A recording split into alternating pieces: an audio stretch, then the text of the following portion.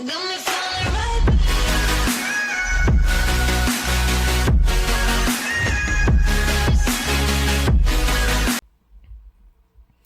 today we're going to talk about a problem that some people actually have a lot, and I don't think there's just enough videos on it. So today I'm going to explain why Monte Carlo would turn brown or more like a yellowish color. And so before I even say that, I got it. There's a new camera filming on this, or really just a new phone. So I don't know if you guys could tell the difference, because what I was still filming before was still in 4K, but I don't know. I guess you guys can tell me when you guys watch this or when I really go to edit it, but see if it sees any better, if you guys think the video looks better, because I think just from looking at it, it does look a lot nicer now. But that's just a quick update if anybody was wondering already. But so right into the actual video. So a quick little rundown. So my tank, obviously the last like 2 or 3 months, I've been kind of, except this tank hasn't been set up for, well, it's not getting set up for much, or staying set up for much longer, until, you know, we move this thing and rescape it. I've been kind of getting a little bit lazy. I mean, I'm still doing, you know, 250% water changes every week. I'm still doing my maintenance just how it is. It's just more of my my dosings, and like my fertilizer I'm still dosing, but I got really lazy on like Excel and all that, and so I started to get a little bit of algae issues. I mean, not bad. I mean, you can clearly see it's not horrible, and honestly, it looks fine like that. It makes it look a little more cooler, especially like down here and stuff. But again, it's nothing bad. But then we start getting other issues with Monte Carlo turning kind of a brown slash. You can kind of see right here, see how some of it's kind of almost like a white slash yellow, and then a lot of it's just kind of brown. And this is really my fault, but we're kind of, except this happened to me, we might as well just make it a learning experience for all of us. So I'm just gonna run through some of the main things and kind of go through some scenarios. But if you still can't really figure out from this video, we can definitely talk down below in the comments, and we can probably get it figured out for you if you still aren't sure. But the first thing is, I would say, temperature. Monte Carlo it's a relatively, if you have CO2, it's honestly not a hard plant at all. I mean, this setup right here don't have CO2, and I grew a full carpet, and if you go back on videos, it was lush and green. It was perfect without any CO2, so it's very possible. But temperature, it's just like fish, you know. Some fish are more sensitive than others, and plants are the same way. There's some plants that are super hardy, and that's why they're easier than others. Just like some fish are, that's why they say some fish are hardy, and they're good for beginners, because, you know, they don't die as easily, and they're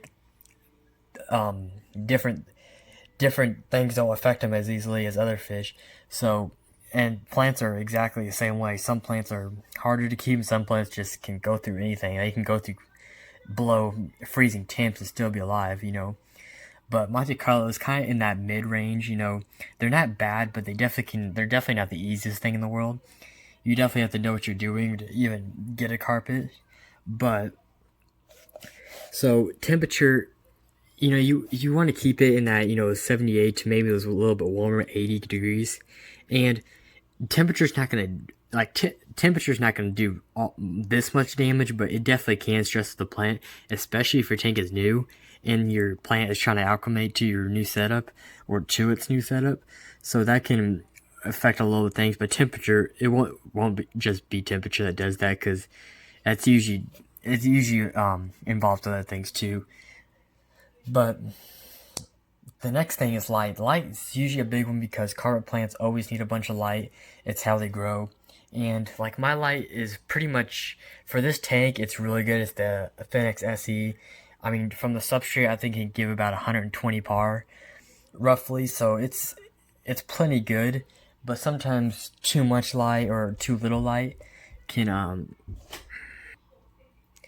so too much light or too little light, it can either really melt the plant, or it can do a lot of things. So finding that right, you know, when you first set up a tank, you kind of have to play with your light. You know, start pretty. Usually, you want to start pretty low, then kind of work your way up and see if you need more. just kind of see what the plants react to, and then raise your hours up as you think you should. But temperature is a big. I mean, temperature, the light is a big one. If you don't have enough light, obviously any plant that needs a lot, that demands high light, is gonna definitely die off. That's basically what this browning is basically is leaves dying off. Especially like right here. Here's a really good one where it's kind of just all yellow, and you got all that brown.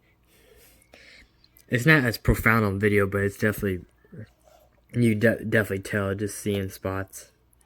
But sometimes people get mixed up too. Is they think their substrate's getting brown, and actually it's usually brown algae, and it's not the plant dying at all. But which is not the case here. It's definitely dying off. But some people do get confused, and it's actually just brown algae. Which, if that's the problem, you got these fish right here, autosynclists, which are great for brown algae. I mean, they'll clean your tank up in a couple of days, maybe even a day. It's happened when I first got these. They cleaned this whole tank in about a day and a half, and they just cleaned it up like it wasn't nothing. So autosynclists is definitely a little extra tip if you want to get rid of brown algae. But so the next thing is CO2. Now, just like I said, some plants demand it. Some plants you're good without it. But CO2 can definitely be a big factor. On hotter carpets, that might be the case. On Monte Carlo, like I said, it's not as hard as a carpet plant, but it's just when all the main like fertilizer, light, and substrate, those are all kind of the three main things that keep plants alive. And when one of those things are off, it's just things go bad. And so having CO2 is definitely gonna not have this happening. Is gonna keep that plant nice and lush, especially if you have your light perfectly dialed in as you want it and you're dosing the right amount. Honestly, you'd probably never have this problem at all.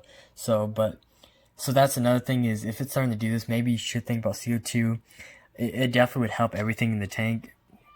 Like this one, you can imagine what could it do. The CO2 could do to this tank. I mean, it'd make this look 10 times better. But again, the whole point of this tank was really just to show what you could do without CO2. I made a really good setup without CO2, so it's just, and of course I knew I was going to have problems coming into this tank, and I've done really good, for the past year and a half. And so to make it this long without, this is the first kind of major problem since the beginning I've had. And so not bad for, for a non-CO2 setup. So, but the last thing I'm going to say, because I don't want to make this video real long, but if your tank is just set up, this is a little more easier option, because basically you just need to wait it out, because plants they need to adapt to your tank, and sometimes it takes a long time, especially Monte Carlo or any carpet plant, because it did happen for me. It took about 3 months for this carpet to really start spreading, because that plant just needs to get acclimated to the water. It's just like fish, the plants are a living thing too. So everything just needs to get used to it, and then once it starts rooting and starts spreading, then you're good. But if that's the case, if your tank just set up and your Monte Carlo's turned brown, don't even stress it. Just keep doing what you're doing. If you're dosing fertilizer or having CO2, just keep doing that, and it'll fix itself over time. And even if your tank's set up for like mine, 2 years now, it's still gonna fix itself as long as you start changing what you need to change. It'll all fix itself eventually. Like just like mine's fixing itself. It's not like it sucks because you don't want to look at your carpet like this. I mean, it doesn't look terrible. I mean, you guys see, it's not bad. It's definitely better than most people's, and it's kind of messed up still, but you can see all these big leaves right here. These are all these. That's all new growth, all through here.